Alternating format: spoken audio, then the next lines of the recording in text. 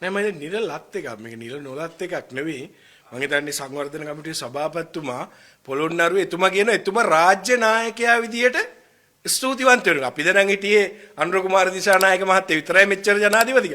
දැන් අපි දන්න විදියට දිස්ත්‍රික්ක වශයෙන් වෙනම රාජ්‍ය නායකයෙක් ඉන්නවා. සමහර විට සභාවට සභාපතිලා ඒ ප්‍රදේශයේ රාජ්‍ය නායකයා වෙන්නේ නැති. එක තැන්වලට දැන් මම හිතන රාජ්‍ය නායකයෝ මොකද ජනාධිපතිතුමා කිව්වේ පාපිසි කියලා. දැන් එතුමන්ලා කියන එතුමන්ලා රාජ්‍ය නායකයෝ කියලා. ඉතින් අපි දන්නේ නැහැ පාපිසිද රාජ්‍ය නායකයෝද අපි දන්නේ නැහැ. හැබැයි රටේ කිසිම වැඩක් නිසි විදියට වෙන්නේ නැති එක නම් අපි දන්නවා. දැන් මේ යන විදියට දැන් මිනිසුන්ට යමක් කර යුතුයි.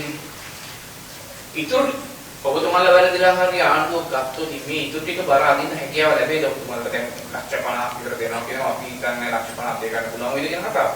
ඒක වැරදිලා හරි ආණ්ඩුවක් ලැබුණොත් ඔය බර අද ගන්න පුළුවන් වේද ඔබතුමාලා හිතන්නේ? නෑ මම හිතන්නේ මේ වෙලාවේ මුදල් දීමේ කිසිම ගැටලුවක් නැහැ. මේ ආණ්ඩුවට උමනාවක් තියෙනවා නම් එතුමන්ලගේ account එකේ ට්‍රිලියනයක් තියෙනවනේ. මේ account එකේ එතුමන්ලා කියන විදියට බිලියන 1000ක් තියෙනවා. මේ අලුත් අයවැය නෙමෙයි. ගිය අයවැයේ වැඩ නොකර ඉතුරු කරපුවා. පාරක් හදන්න සල්ලි වෙන් කරාම ඒක 120ක් වැඩ කරලා. බෙහෙත් ටික ගේන්න සල්ලි වෙන් කරාම නිසි විදියට බෙහෙත් ටික ඇවිල්ලා නැතුව. ඊළඟට ඩිජිටලයිසේෂන් කරන්න ගියාම ඒකේ 100ට එකක් දෙකක් කරලා ඉතුරු වෙච්ච ට්‍රිලියනයක් තියෙනවා. මේ සල්ලි පාවිච්චි කරන්න. ඉදිරි අයවැයේ සල්ලි තියෙනවා. පරිපූර්ණක ඇස්තමේන්තු ගේන්න ඕන දෙයකට අපි අයවැයට විරුද්ධ වුණෙත් නැහැනේ. ඕන දෙයකට අපි සහයෝගය දෙන්න මුදල් ටික පාවිච්චි කළා ජනතාවට මේ අවශ්‍ය නැවත ජීවිතේ ගොඩනගා ගෙවල් ටික හදලා ව්‍යාපාර නැති වෙච්ච අය ඉන්නවා. සොයන් රැකියා නැති වෙච්ච අය ඉන්නවා. තමන්ගේ තියෙන එකම ආදායම් මාර්ගය නැති වෙච්ච අය ඉන්නවා. ඒගොල්ලෝගේ ජීවිතේ ගොඩනගන්න විපක්ෂයේ විදියට අපිත් සූදානම් උදව් කරන්න. දැන් අනිත් මේ ඔබතුමා අකා ටිකක් කියුණා. මේ ජනාධිපතිවරයා යන හැමතැනම ජනාධිපතිවරයාට හොඳ කියනවා.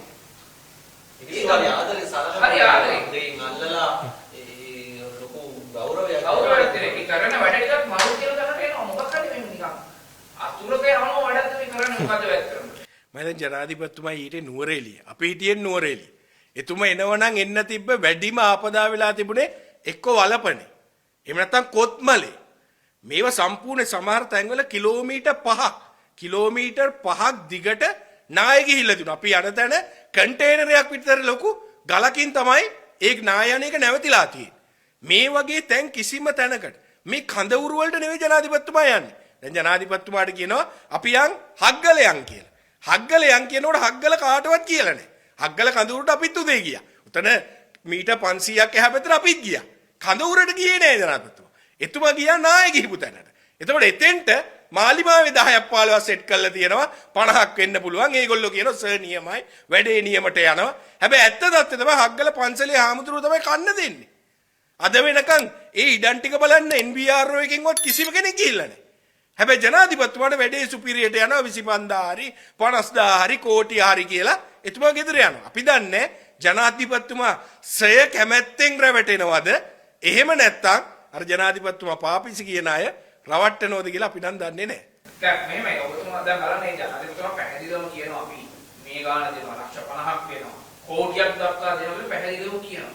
ඔබතුමාලාගේ ආණ්ඩුව යන ඔබ කේවල් කරන එකනේ කරන්නේ ඔබතුමා. ඇයි ඉතින් එහෙම එකකට මිනිස්සු හොද කියන්නේ නැතුව නේ මංගේ අපි දැන් නරකක් නෙවෙයි කිව්වේ. අපි කියන්නේත් හොඳ. ජනාධිපතිතුමා ලක්ෂ 50 දෙන එක හොඳයි. කෝටියක් දෙන එකත් හොඳයි. අපි කියන්නේ දෙන්න කියලා. හැබැයි මේක බිම්මට්ටමේ ක්‍රියාත්මක වෙන්නේ. බිම්මට්ටමේ වෙන්නේ NBRO එකෙන් කියන ඔයගොල්ලෝගේ ගේ සුරක්ෂිතයි යන්න. හැබැයි ලිමිට 75ක වැස්සොත් අවදානේ 150කින් වැස්සොත් ගෙදර යන්න. මේක නෙවෙයි අපි කියන්නේ. මේක ගැන නිසි පරීක්ෂණයක් කළා. දැන් ජනාධිපතිතුමා කිව්වේ මෙන්න මේ ප්‍රමාණයෙන් ඉහළ නම් ඉන්නේ අයින් කරනවා කියලා. ඉතින් මිනිස්සු කැමති ගෙදර අයින් වෙන්න. ඒ අයින් වෙන අයට ඔය කියපු මුදල දීලා උන් අයින් කරන්න.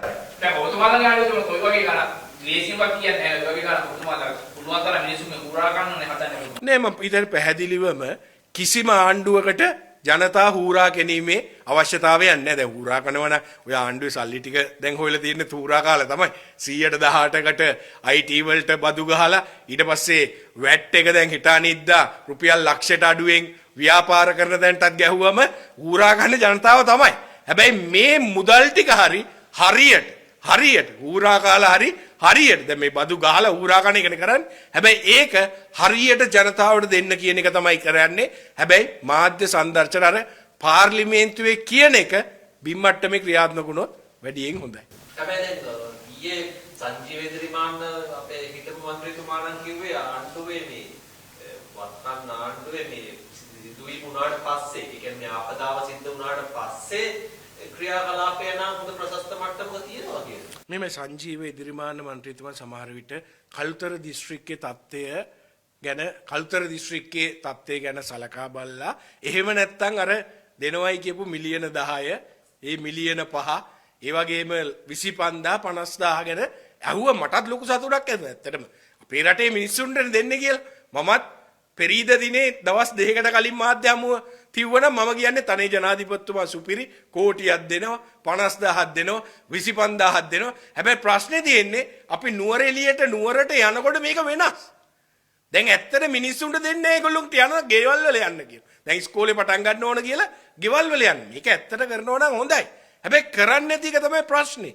ඒක තමයි අපි කියන්නේ මේක පාර්ලිමේන්තුවේ කිව්වා වගේම මේ ඉල්ලන මිනිස්සුන්ට කෝටිය දෙන්න ලක්ෂ 50 දෙන්න 25000 දෙන්න 50000 දීලා අවශ්‍ය කටයුතු කරන්න. අපි අපේ පැත්තෙන් ඔබතුමන්ලට පාර්ලිමේන්තුව ඇතුලේ විපක්ෂයේටියත් අවශ්‍ය සහයෝගය දෙන්න. හැබැයි ජනාධිපතිතුමා පාර්ලිමේන්තුවේදී කියනවා මම පාර්ලිමේන්තුවේ ඇවිල්ලා කියනවනේ කියන්නේ බොරුවක්. එතකොට ඔක්කත් බොරුවක් වෙයිද නැත්තක් වෙයිද?